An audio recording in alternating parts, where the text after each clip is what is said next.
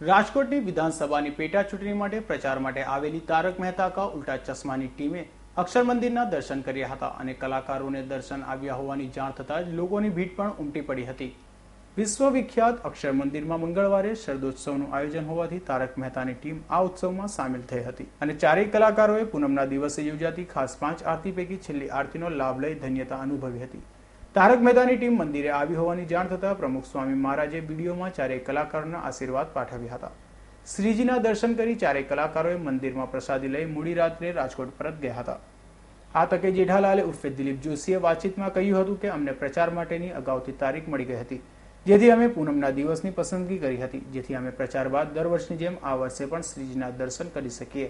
સવારથી બાપાએ મનમાં સંકલ્પ હતો કે આજે શરદ પૂનમના અહીંયા સમયમાં પહોંચાશે કે નહીં, તો મનમાં સવારથી હું બાપાને પ્રાર્થના કરતો હતો। સ્વામિનારાયણની મંત્રના જાપ પણ મનમાં ચાલુ જ હતા કે આજે ગમે એમ કરીને આજે છેલ્લી આરતી જો મળી જાય તો ધન્ય થઈ જાય અમે બધા।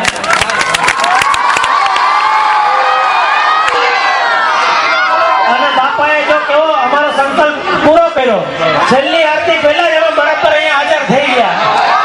અને શાંતિ રાખો, શાંતિ રાખો।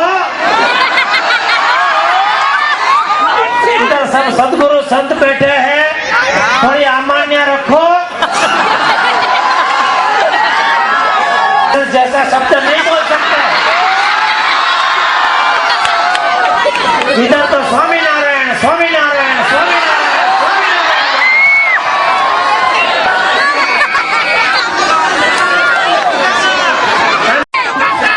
शांति रखो बेटा, शांति रखो।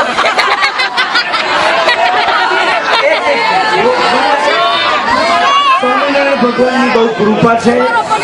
तन्मय भाई वेकरिया बाबा भाई हाथ ऊंचो करो। श्याम भाई पाठक पोपटलाल हाथ ऊंचो करो।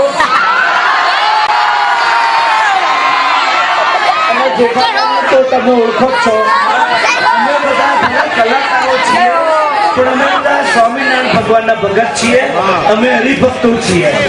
વર્ષોથી અમે બધા નાટકોમાં તમે બધા અવાજ સાંભળતા હશો, એ અવાજ સંવાદમાં અમારા બધાના હોય છે।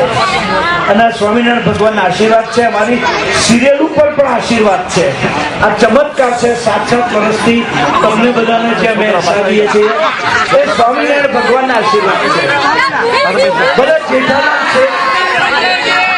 હા હા બેટા, તમને વાગે નહીં, છોકરાઓ ચડ્ડી નો જાય, શાંતિ રાખો બેટા। જેઠાલાલ શેઠને હું વર્ષોથી કહું મારો પગાર વધારો। સાંભળો, હવે ગુણાતીતાનંદ સ્વામીની જન્મ શતાબ્દીમાં હું હાજર થઈ ગયો, બાપુજીના આશીર્વાદ મળી ગયા। હવે નક્કી જેઠાલાલના મનમાં ભગવાન વસી જવા, મારો પગાર વધી જવાનો। હવે હું બાઘાને આપું છું બેન। આટલો બધો સરસ કાર્યક્રમ કોઈ કેન્સલ થઈ શકે नहीं, बिल्कुल कैंसल नहीं, वरना पोपटलाल दुनिया हिला देगा। बोलो स्वामीनारायण भगवाननी। परम पूज्य मोहन स्वामी અને ડોક્ટર સ્વામી વંદન કરીને એક નાનકડી વાત તમને કેવી છે, જે દિલીપભાઈ વાત કરી। અમને લોકોને 6 થી 10 તારીખની વચ્ચે એક દિવસ આવવાનું આમંત્રણ હતું અહીંયા રાજકોટમાં, પણ દિલીપભાઈને ખરેખર ખરા સમયે કઈ એવું સૂઝ્યું કે અમે 7મી તારીખ નક્કી કરી, કારણ કે જો 7મી તારીખે અમે અહીંયા આવીએ તો ગોંડલ મંદિરે આવી શકીએ, શરદ પૂર્ણિમાના કાર્યક્રમમાં હાજરી આપી શકીએ અને તમારા પોતા માટે એક જોરદાર તાળીઓ।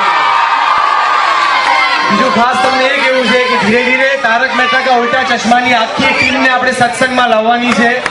અને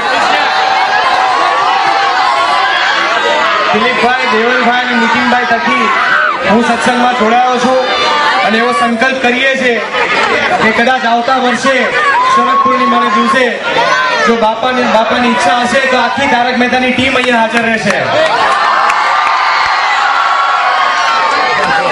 પ્રચાર કાર્યક્રમ મોડો શરૂ થતાં હું ચિંતામાં મુકાઈ ગયો હતો. આ વર્ષે શ્રીજીના દર્શન નહીં થાય, પરંતુ શ્રીજીના ચમત્કારથી અમે રાત્રે 10 વાગ્યે પ્રચારથી ફ્રી થતાની સાથે સીધા ગોંડલ અક્ષર મંદિરે પહોંચ્યા હતા અને આરતીનો લાભ લઈ ધન્યતા અનુભવી હતી. દેવાંગ ભોજાણીનો રિપોર્ટ, S9 ન્યૂઝ, રાજકોટ.